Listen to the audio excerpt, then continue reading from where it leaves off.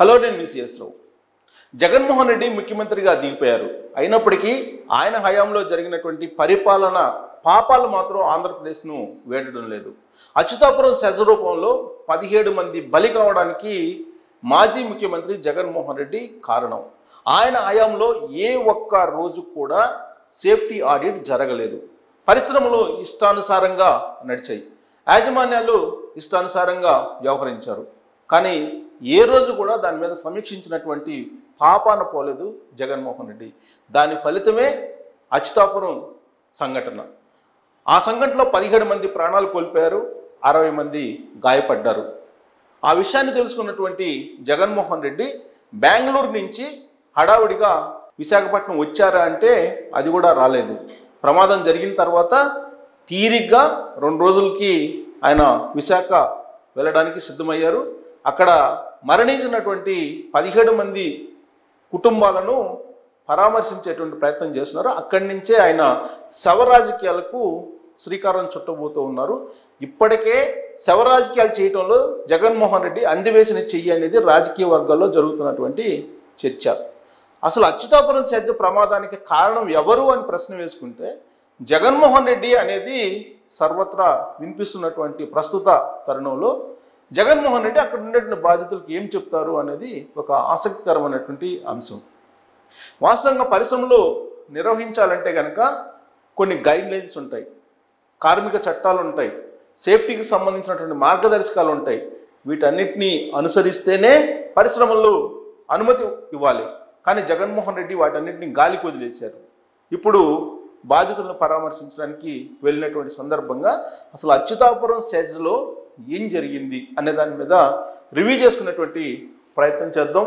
So Jaganmohan Reddy పరిపాలన 5 ఏళ్ల పాపం ఆంధ్రప్రదేశ్ని ఇంకా వెంటాడుతుంది అని చెప్పడానికి అచ్యుతాపురం సెజ్లో జరిగినటువంటి ఘోరమైనటువంటి ప్రమాదం ఒక ఉదాహరణగా చెప్పుకోవచ్చు.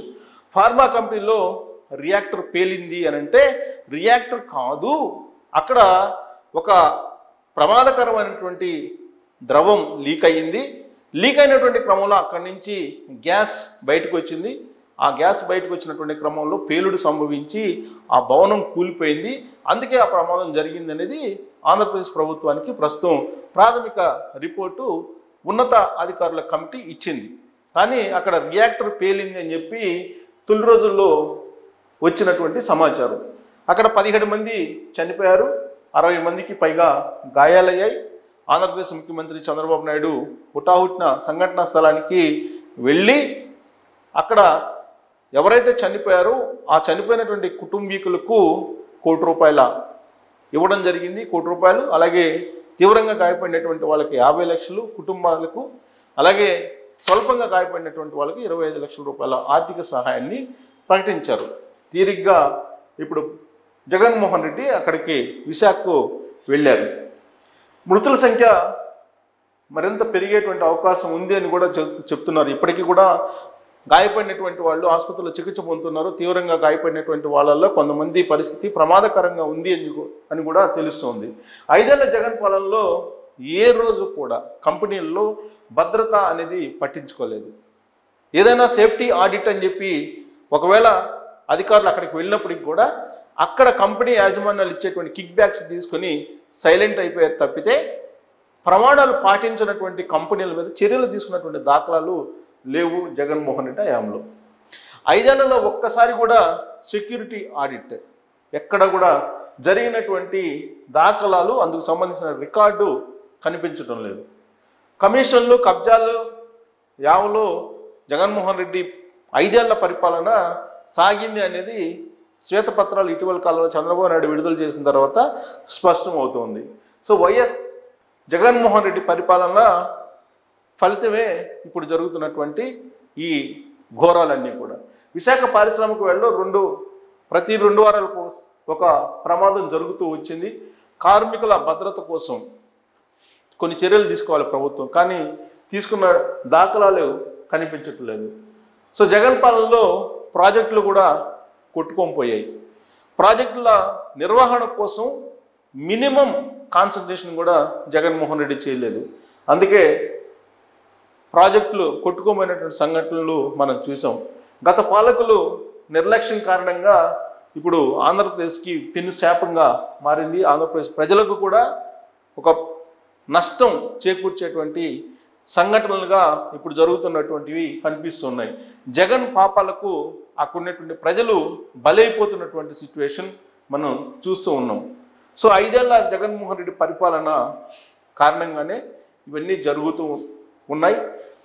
పులిచింతల ప్రాజెక్ట్ కొట్టుకోబోవటంలో కానీ, లేదా నాగార్జున సాగర్కు సంబంధించినటువంటి ప్రాజెక్టులో అక్కడ ప్రాజెక్టులో నష్టం జరిగినటువంటి అంశంలో కానీ, ఇవన్నీ కూడా జగన్మోహన్ రెడ్డి 5 ఏళ్ల పరిపాలనలో ఆయన అవగాహన రాహిత్యం, నిర్లక్ష్యం, ఈ వెరసి ఆంధ్రప్రదేశ్ రాష్ట్రాన్ని ఇప్పటికీ వెంటాడుతున్నటువంటి పరిస్థితి. సో జగన్మోహన్ రెడ్డి అధికారాన్ని కోల్పోయిన తర్వాత ఆయన తాడేపల్లిలో ఉంటాడా, లేదంటే ఆయన బెంగళూరులో ఉంటాడా అనేది ఎవరికి తెలియనటువంటి అంశం. ఆయన ప్రత్యేకమైనటువంటి విమానాల్లో బెంగళూరు వెళ్తుంటాడు, మళ్ళా ప్రత్యేకమైనటువంటి విమానాల్లో ఆంధ్రప్రదేశ్కి వస్తూ ఉంటారు. ఎప్పుడు ఆంధ్రప్రదేశ్కి వస్తారు అని అంటే ఖచ్చితంగా ఎవరైనా చనిపోయినప్పుడు మాత్రమే వస్తారు. అలాగే ప్రమాదంలో చనిపోయినటువంటి వాళ్ళ కుటుంబాలను పరామర్శించడానికి వస్తారని చెప్పి వైఎస్ఆర్ కాంగ్రెస్ పార్టీ వాళ్ళే అనుకుంటున్నటువంటి పరిస్థితి. ఎక్కడైతే సవాళ్ళు ఉంటాయో అక్కడ రాబంధువులు వాళ్తాయి అనేది సాధారణంగా చెప్పుకుంటూ ఉంటారు పెద్దలు. కానీ శవాలు ఎక్కడ కనపడితే అక్కడికి జగన్మోహన్ రెడ్డి వాలిపోతాడు అనేది ఇప్పుడు రాజకీయాల్లో తెలుగుదేశం పార్టీ, బీజేపీ జగన్మోహన్ రెడ్డి మీద చేస్తున్నటువంటి ఆరోపణలు. ఒక అచ్యుతాపురంలో జరిగినటువంటి సంఘటనలను పరిశీలించడానికి రావచ్చు, దాంట్లో ఎలాంటి తప్పు లేదు. కానీ అక్కడ జరిగినటువంటి సంఘటనకు కారణం ఎవరు అనేది కూడా ఆయన చెప్పాల్సినటువంటి బాధ్యత ఉంది. ప్రస్తుతం చంద్రబాబు నాయుడు ప్రభుత్వం ఉంది కాబట్టి ఆ ప్రభుత్వం నిర్లక్ష్యం కారణంగానే ఈ ప్రమాదం జరిగింది అనేటువంటి ఒక అపవాదాన్ని మోపడానికి వైఎస్ఆర్ కాంగ్రెస్ పార్టీ, జగన్మోహన్ రెడ్డి సిద్ధమవుతున్నారు. చంద్రబాబు నాయుడు ముఖ్యమంత్రి అయ్యి 2 నెలలు దాటి 3 నెలలు వచ్చింది. కానీ గత ప్రభుత్వం యొక్క పాపాలు ఇప్పటికీ కూడా వెంటాడుతూనే ఉన్నాయి చంద్రబాబు నాయుడిని. శ్వేతపత్రాలు విడుదల చేసి వాస్తవాలు ప్రజలకు తెలియజేసేటువంటి ప్రయత్నం చంద్రబాబు నాయుడు చేస్తూ ఉన్నారు. కానీ ప్రాజెక్టుల విషయంలో కానీ, లేదా ఇండస్ట్రీస్ విషయంలో కానీ ఏది చేయాలో అది చేయలేదు జగన్మోహన్ రెడ్డి తన 5 ఏళ్ల పాలనలో. ఒక్క అడుగు కూడా తాడేపల్లి నుంచి అడుగు ముందుకు పెట్టలేదు. ఒకవేళ ఏదైనా సరే బటన్ నొక్కే కార్యక్రమాలకి బయటకు వస్తే ఆయన హెలికాప్టర్లో వచ్చేవాళ్ళు.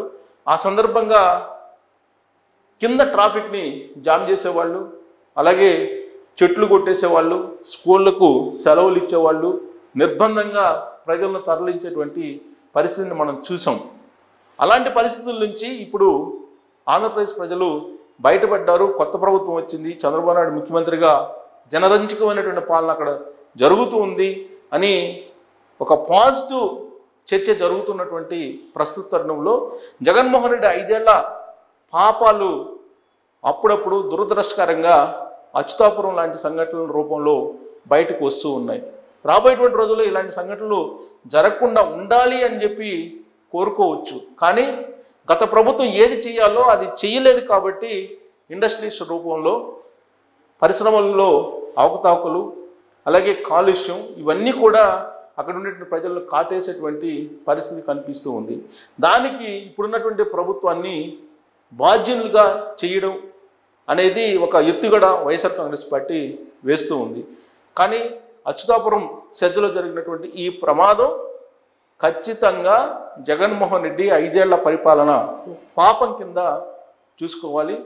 ఆ పాపమే ఇప్పుడు అచ్యుతాపురం సంఘటనకు కారణం అని చెప్పి కూడా చెప్పుకోవాలి. సో జగన్మోహన్ రెడ్డి పరిపాలనలో జరిగినటువంటి అవకతవకలు, నిర్లక్ష్యం, వెరసి ఇప్పుడున్నటువంటి ప్రభుత్వాన్ని వెంటాడుతూ ఉంది. సో అయినప్పటికీ కూడా వీటన్నిటినీ అధిగమించి ఇప్పుడున్నటువంటి చంద్రబాబు నాయుడు ముఖ్యమంత్రి రాష్ట్రాన్ని ముందుకు తీసుకెళ్లాలనేటువంటి ఒక ప్రయత్నం చేస్తున్నటువంటి క్రమంలో స్లీపర్ సెల్స్ కొన్ని ఆంధ్రప్రదేశ్లో పనిచేస్తూ ఉన్నాయి.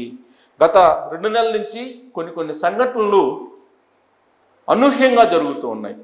ఇంటెలిజెన్స్ కూడా అందనటువంటి విధంగా జరుగుతూ ఉన్నటువంటి మర్డర్స్ ఉన్నాయి, మానభంగాలు ఉన్నాయి.